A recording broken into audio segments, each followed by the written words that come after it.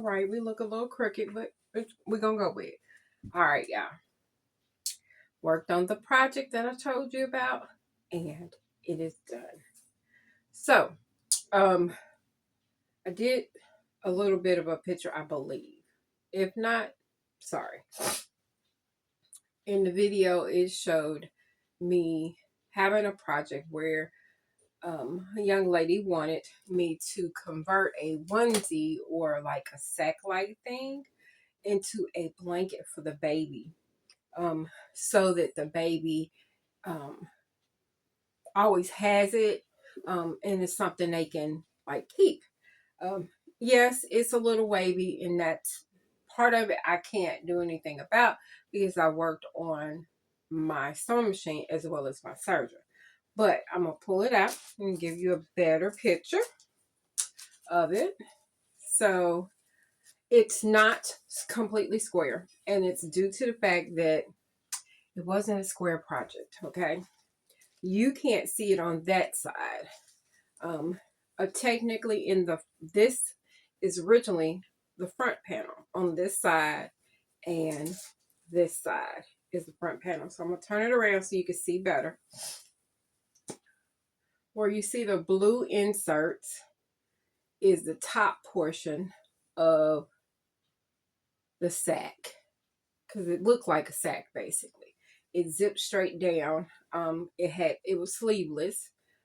So I added in a little bit of the fabric.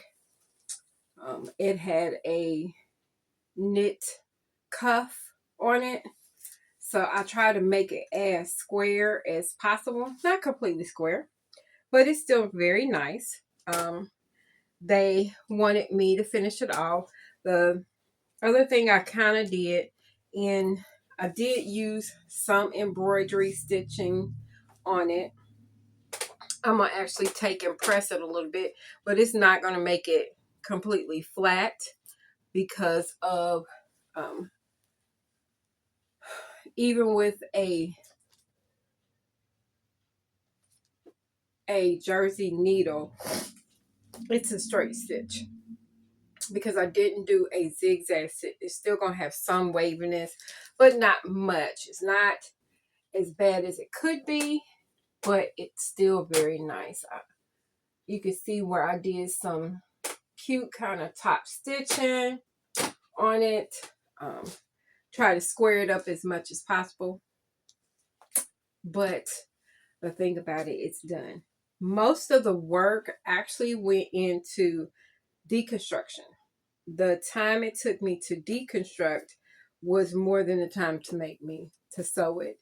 Once I figured out how I want to do it, I need to add in different areas, additional little fabrics, and all of this is from the sack. There's no additional fabric from any other project. It's just this. I try to make it as close to what they would want. It's called a dream sack.